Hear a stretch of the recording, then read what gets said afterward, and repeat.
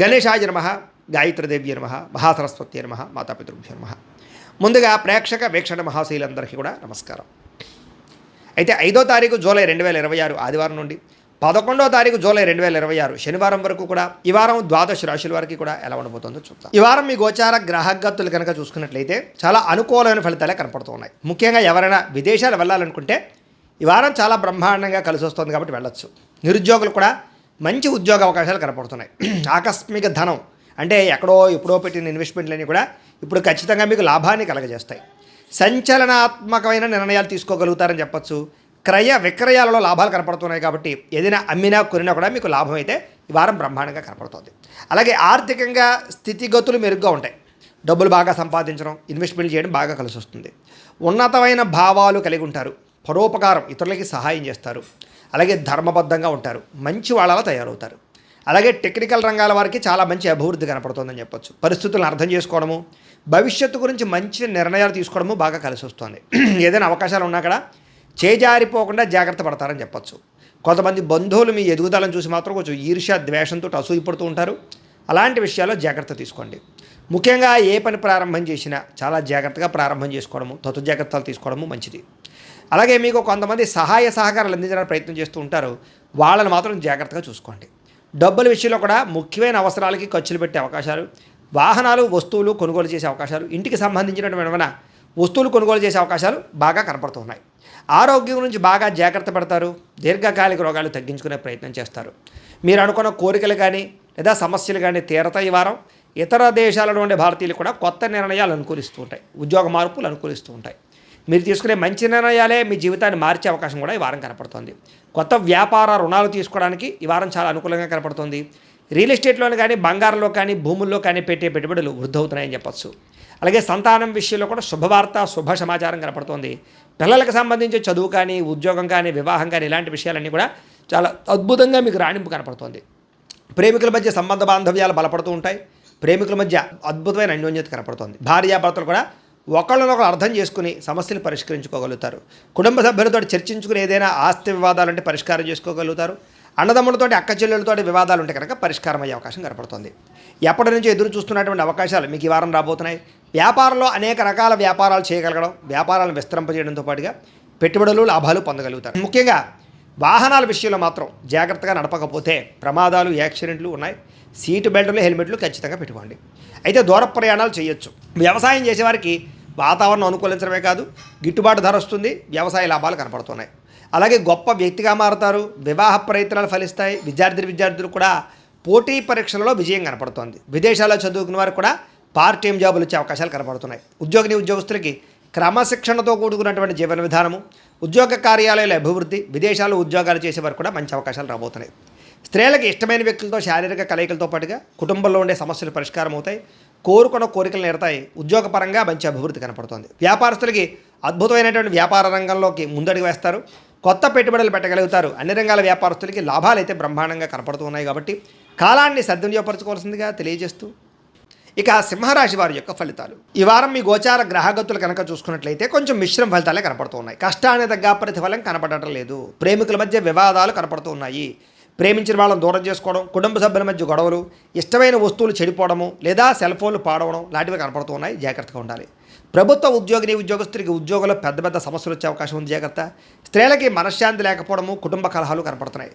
సంతకాల విషయంలోనూ, డాక్యుమెంట్ విషయంలోనూ, రిజిస్ట్రేషన్ విషయంలోనూ, పెట్టుబడుల విషయంలోనూ ఎక్కువ జాగ్రత్తలు తీసుకోవాలి. శత్రువులు బాగా ఇబ్బంది పెడుతున్నారు. గొడవలు అధికంగా కనపడుతూ ఉన్నాయి.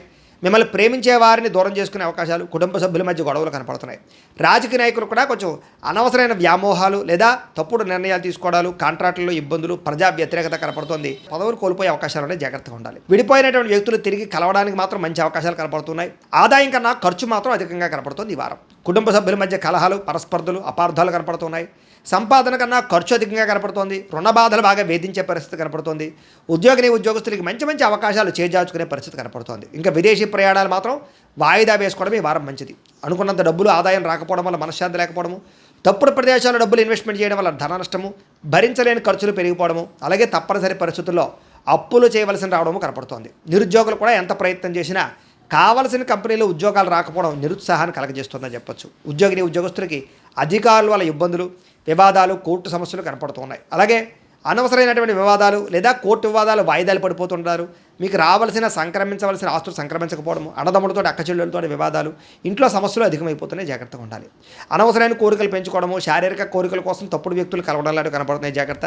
వ్యాపారస్తులకి కష్టానికి తగ్గ ప్రతిఫలం లేకపోవడము, పరిశ్రమలు పెట్టేవారికి పెద్ద అనుకూలమైన వాతావరణం కలగకపోవడము, ఇతర దేశాల ఉండే భారతీయులకి అనవసరమైన సమస్య ఇరుక్కోవడము, ఉద్యోగ సమస్యలు, ఆర్థిక ఇబ్బందులు కనపడతాయి. దూరపు ప్రయాణాలు చేసేవారికి వారం వాయిదా వేసుకోవడం మంచిది. ప్రయాణాల్లో ప్రమాదాలు, ధన నష్టం కనపడుతోంది. సంతానం వల్ల నష్టము కానీ, ప్రేమికుల మధ్య అపార్థాలు పెరిగిపోవడం కానీ, వ్యామోహాలు పెరిగిపోవడం కానీ జరుగుతోంది. భార్య భర్తల మధ్య కూడా అనవసరమైనటువంటి కోపతాపావేశాలు, దూరాలు జరిగే అవకాశం కనపడుతోంది. పరపురుష పరస్త్రీ వ్యామోహాలు, శారీరక కోరికలు, వాంఛలు బాగా పెరిగిపోతున్నాయి, జాగ్రత్త. అనవసరమైన వ్యక్తులతో గొడవ పెట్టుకోవడం వల్ల కూడా కావలసిన వారిని, ప్రేమించిన వారిని దూరం చేసుకునే అవకాశం ఉంది, జాగ్రత్తగా ఉండాలి. అలాగే భార్యాభర్తల మధ్య కూడా చిన్న చిన్న మనస్పర్ధలు, గొడవలు కనపడుతున్నాయి. వ్యాపారం చేసేటప్పుడు మొదట్లో కొంచెం ఇబ్బందులు తలెత్తినా మళ్ళీ వ్యాపారంలో కొంచెం పుంజుకుంటుంది, కంగారు మాత్రం పడకండి. ప్రతి చిన్న విషయానికి ఉద్రేకము, కోపతాపావేశాలు కనపడుతున్నాయి, జాగ్రత్త. విద్యార్థులు కూడా చదువు పట్ల దృష్టి పెట్టకుండా అనవసరమైన వ్యామోహాలు పెంచుకుంటారు, తొత్త జాగ్రత్తలు తీసుకోవాలి. ఉద్యోగస్తులకి శ్రమకు తగ్గ ఫలితం కనపడటం లేదు. తోటి ఉద్యోగస్తులతోటి అభిప్రాయ భేదాలు కనపడుతూ ఉన్నాయి. స్త్రీలకి సంతానం వల్ల సమస్యలు, కుటుంబ కలహాలు, విలువైన వస్తువులు పోగొట్టుకోవడము, పుట్టింటి నుంచి చెడు వార్త వినడంతో పాటుగా ఉద్యోగాలు చేసే చోట ఇబ్బందులు కనపడుతూ ఉన్నాయి. వ్యాపారస్తులకి సామాన్య లాభాలు, వ్యాపారంలో ఆర్థిక ఇబ్బందులు, రుణబాధలు లేదా డబ్బులు రొటేషన్ అవ్వకపోవడం, మొండి బకాయిలు కనపడుతున్నాయి. కాబట్టి జాగ్రత్త తీసుకోవాల్సిందిగా తెలియజేస్తూ, అయితే ప్రేక్షకులకు ముఖ్య గమనిక ఏమిటయ్యా అన్నట్లయితే కనుక, ఇప్పటిదాకా మేము చెప్పినటువంటి ఈ ఫలితాలన్నీ కూడా గోచార ఫలితాలు, అంటే ఈ రాశిలో ఉండేటటువంటి కోటాను కోట్ల మంది అందరికీ వర్తిస్తాయి. కాబట్టి ఆ రకంగా వినే ప్రయత్నాన్ని చేయండి.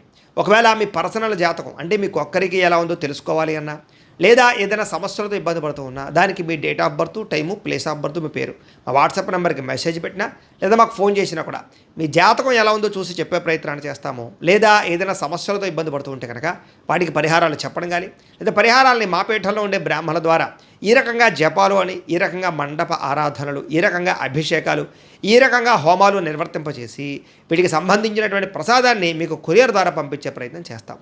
లేదా మీరు స్వయంగా వచ్చి పాల్గొన్నా కూడా మీ చేతే కార్యక్రమాలు కూడా నిర్వర్తింపజేసే ప్రయత్నం చేస్తాము అని తెలియజేస్తూ, అలాగే మీరు ఎవరికైనా సరే పూర్తి జాతకం ఈ రకంగా పుస్తకం రూపంలో కావాలన్నట్లయితే దానికి కూడా మీ date of birth, time, place of birth, మీ పేరు మా వాట్సాప్ నెంబర్కి మెసేజ్ పెట్టినా, లేదా మాకు ఫోన్ చేసినా కూడా మీ జాతకాన్ని మేము ఈ రకంగా రాసి, ఇలా కంప్యూటర్లో డీటీపీ చేయించి, ఈ రకంగా పుస్తకం రూపంలో బైండింగ్ చేయించి ఈ పుస్తకాన్ని మీకు కొరియర్ ద్వారా పంపించే ప్రయత్నం చేస్తాం.